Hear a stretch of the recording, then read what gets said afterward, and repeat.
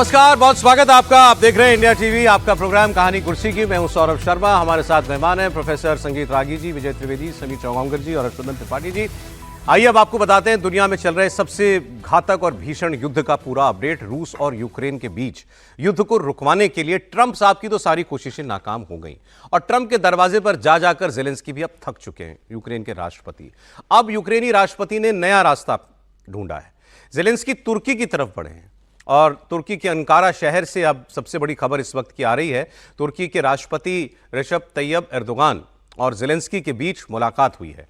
Zelensky ने कहा है कि युद्ध खत्म करवाना ही उनकी पहली प्राथमिकता है और इसको लेकर के वो तुर्की के राष्ट्रपति से मिल रहे हैं और उनको बहुत उम्मीद है कि इसमें एर्दोगान कोई रोल निभा पाएंगे। आपको बता दें, पिछले बहुत वक्त से ट्रंप ने पुतिन पर प्रेशर बनाने के लिए पूरी ताकत लगा दी थी, लेकिन युद्ध रुकवाने में 1% कामयाबी उनको नहीं मिली, बल्कि ये युद्ध बढ़ता जा रहा है और रूस ज़्यादा से ज़्यादा ज़मीन पर अपना कब्जा करता जा रहा है। ट्रंप से निराश होकर ज़ेलेंस्की अब एर्दोगान के पाले में चले गए हैं। लेकिन इसमें एक अपडेट और मैं आपको बता दूं। पहले ये कहा जा रहा था कि यहां पर जो है ट्रंप अपने दूत को भेजेंगे, विटकॉफ को, स्टीव विटकॉफ को। अब अंत में खबर आ रही है कि वो यहां नहीं जा रहे हैं। मतलब इस मीटिंग में भी अमेरिका की कोई भूमिका नहीं है। रूस ने तो कोई प्रतिनिधि भेजा ही नहीं था, लेकिन यहां अब अमेरिका भी इस मीटिंग में इंटरेस्ट शो नहीं कर रहा है। अब एर्दोगान क्या रोल प्ले कर पाएंगे? हालांकि गाजा का और इजराइल का जो युद्ध था उसको रुकवाने में इनकी बहुत बड़ी भूमिका थी, क्योंकि हमास के ऊपर इनका कुछ इन्फ्लुएंस है। लेकिन रूस के साथ इनके कैसे संबंध है, इनका क्या इन्फ्लुएंस है, ये अभी तक जो है वो साफ नहीं है। यूक्रेन को हथियार बेचा था इन्होंने। यूक्रेन को हथियार देते हैं, मतलब ये खुलकर एंटी रशिया है। बिल्कुल।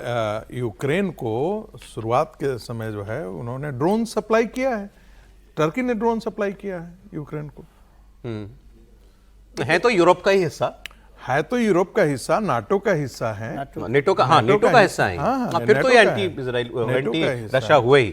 लेकिन आप देखिए आगे वहां युद्ध में क्या हो रहा है। एक तरफ यूक्रेन के राष्ट्रपति तुर्की में जाकर के युद्ध रुकवाने की कोशिश कर रहे हैं, तो दूसरी तरफ रूस ने यूक्रेन पर एक बहुत बड़ा हमला किया। 500 से ज्यादा ड्रोन, 48 मिसाइलें दागी और यूक्रेन के कई शहरों को उन्होंने बहुत क्षति पहुंचाई है। 25 लोगों की मौत हो गई इस हमले में, 70 से ज्यादा लोग घायल हैं। कई हाई राइज इमारतें तबाह हो गई हैं। आसमान में दूर से धुआं उठता हुआ दिखाई दे रहा है। कई इमारतों में आग लग गई है और रिहायशी इलाकों को बहुत नुकसान पहुंचा है। खास तौर पर यूक्रेन के टर्नोपिल शहर में सबसे ज्यादा तबाही हुई। कई लोग अब भी मलबे में फंसे हो सकते हैं, जिनको बचाने के लिए रेस्क्यू ऑपरेशन चल रहा है। वो वाली तस्वीर दिखा दीजिए जी, यही जिसमें बम गिर रहा है नीचे आकर के। किसी नागरिक ने ही वीडियो बनाया, दिखा दीजिए एक बार।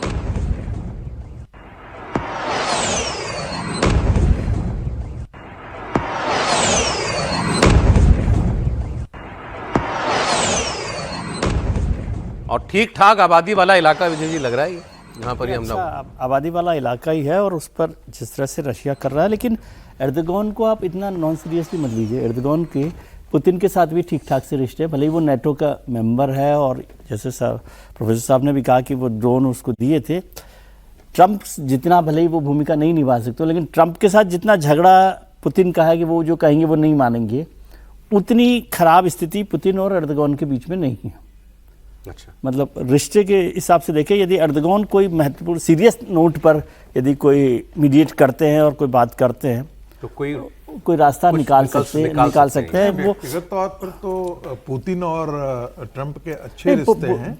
रिश्ते केवल व्यक्तिगत नहीं, टर्की और देशों के रिश्ते। ज़ेलेंस्की गलत नंबर डायल कर रहे हैं। ज़ेलेंस्की को अगर वाकई युद्ध रुकवाना है तो वो ना तुर्की जाए, ना वो अमेरिका जाए, उन्हें भारत आना चाहिए, प्रधानमंत्री नरेंद्र मोदी के पास।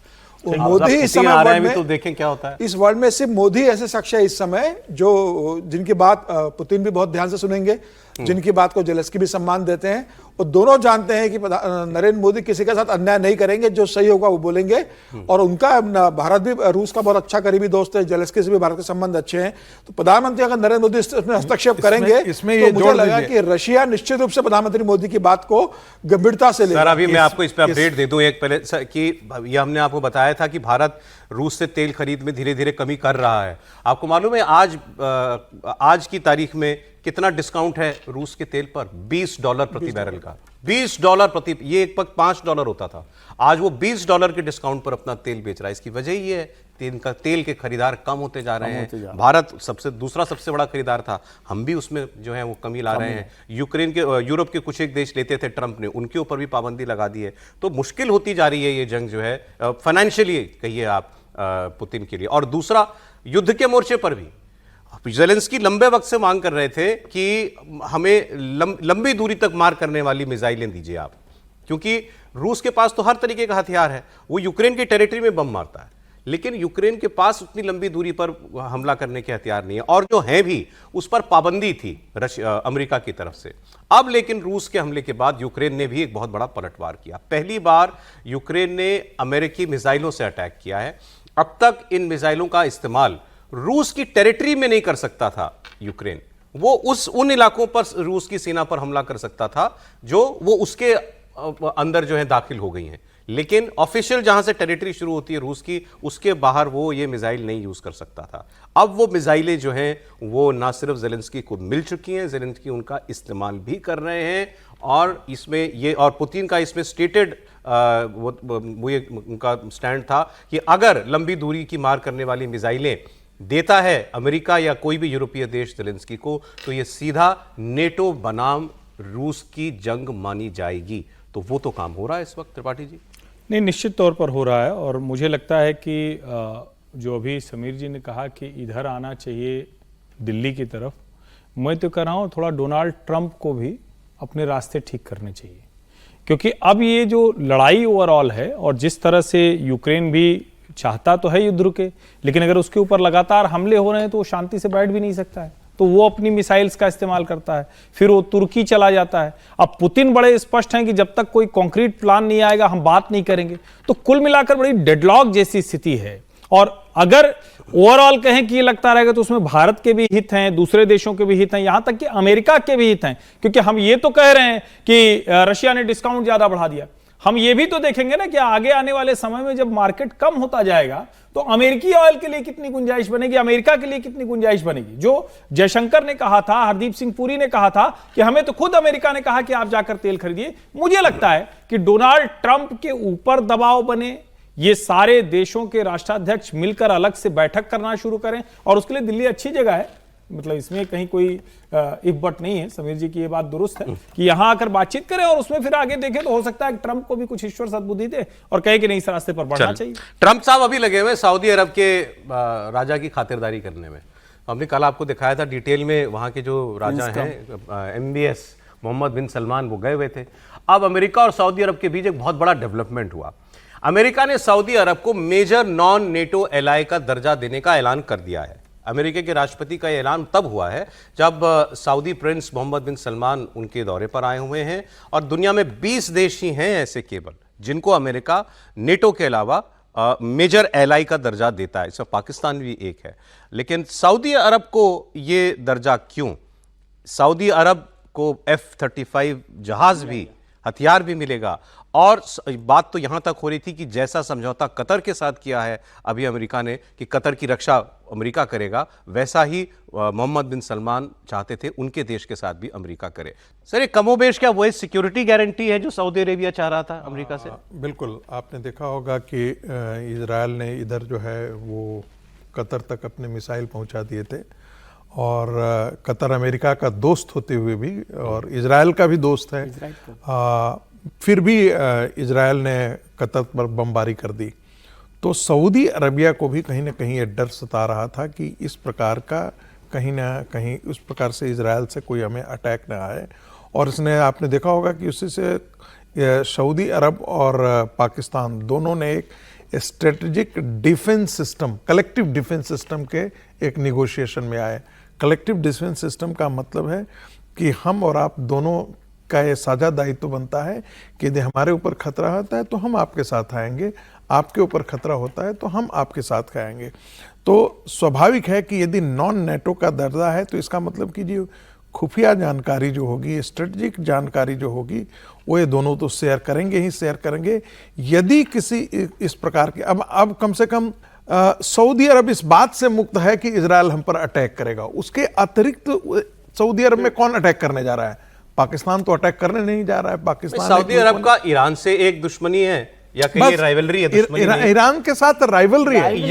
यमन में हौथियों से लड़ते थे। इसलिए क्योंकि ये सऊदी का किसी से नहीं, मैंने इसलिए कहा था परसों जब हुआ था कि F-35 बॉम्बर उसको दे दिया गया, तो मेरा बॉम्बर का करेगा क्या वो, उसको लड़ना किससे? ईरान में नहीं, ईरान के साथ दुश्मनी कोई नहीं है उनकी, वो शिया और सुन्नी का राइवलरी है, वो एक इन्फ्लुएंस की लड़ाई, ये लेकिन फिर भी एक सेफ्टी नेट की तरह से इस रिश्ते को मानना चाहिए। लेकिन मुझे ये है, ट्रम्प साहब बड़े लोग हैं ना, वो कहते ट्रम्प साहब बड़े लोग हैं और वो ये बताना चाहते हैं कि वो पाकिस्तान भी मेजर नॉन नेटो एलाई, अब सऊदी अरब भी वो हो गया। सऊदी अरब और पाकिस्तान के बीच पैक्ट हुआ है अभी, बीच के पैक्ट हुआ है कि वो सिक्योरिटी, ये हमारे लिए भी एक नहीं, ये जो बन रहा है ना, ये नेट नहीं, शिया और सुन्नी को लेकर के जो है वो ईरान और सऊदी अरब में तनातनी रहती है।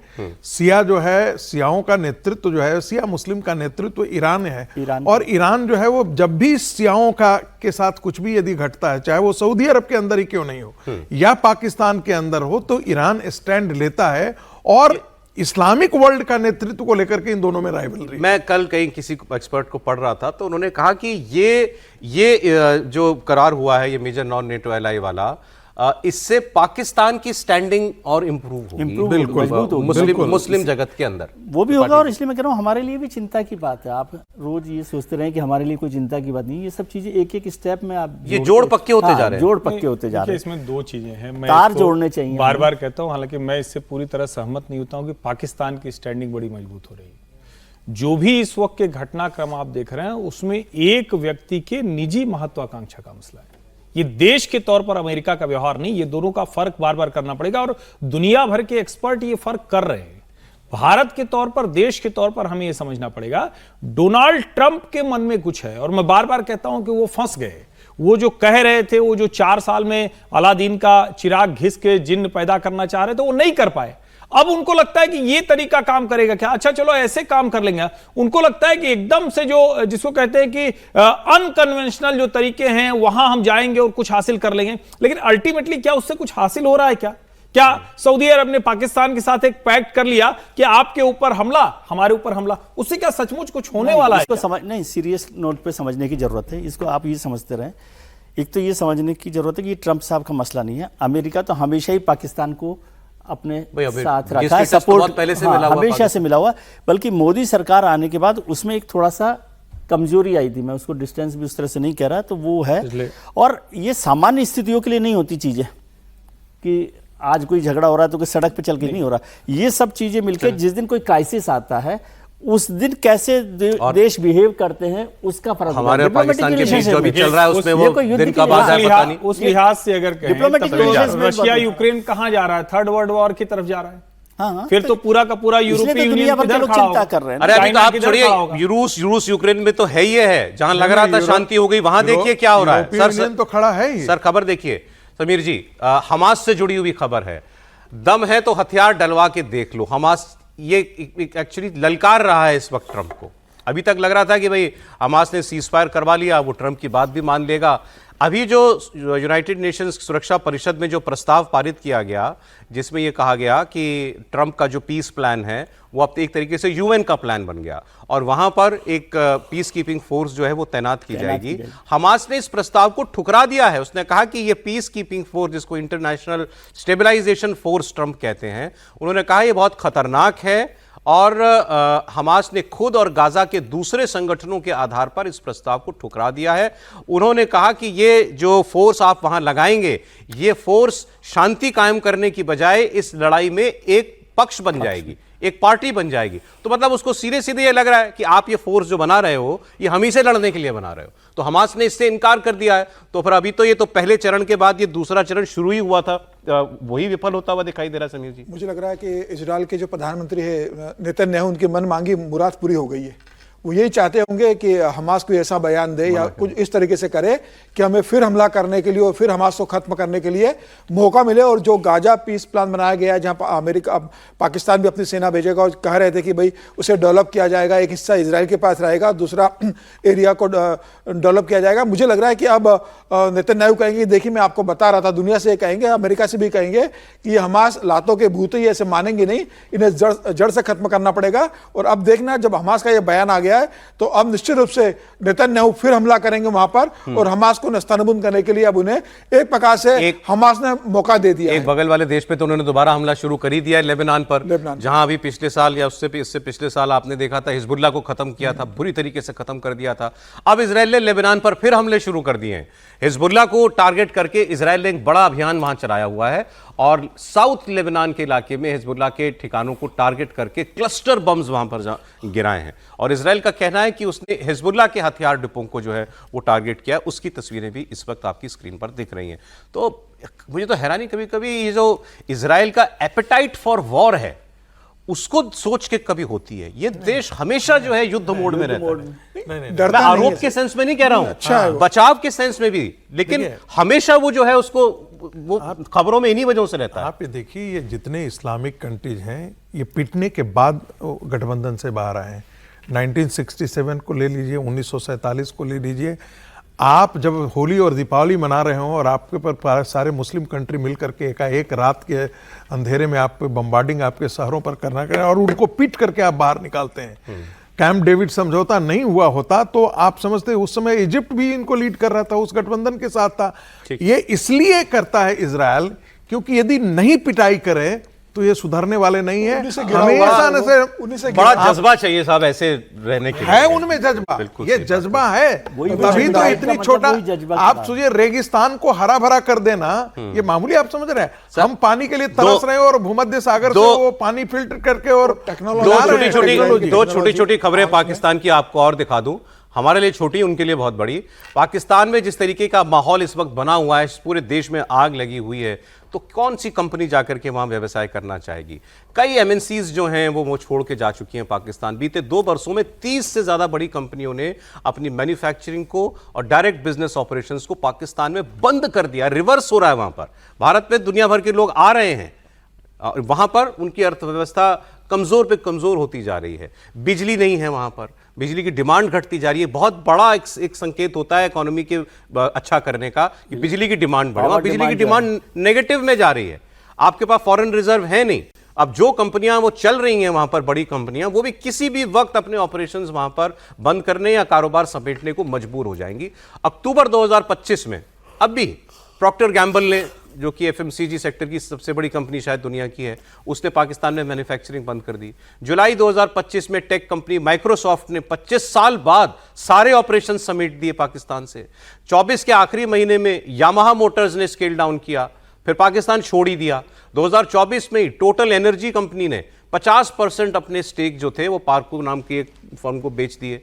फार्मा कंपनी फाइजर दुनिया की बड़ी से बड़ी कंपनियों में एक है, 2024 में मैन्युफैक्चरिंग यूनिट बंद कर दिया और निकल गई। और इन सब के अलावा एक सनोफी कंपनी हो, लॉटे केमिकल्स हो, टेलेनॉर हो, एनर्जी सेक्टर की बड़ी कंपनी शेल है, ये सारी कंपनियां, ऊबर है, ऐसी 20 कंपनियां पाकिस्तान छोड़ करके जा चुकी हैं।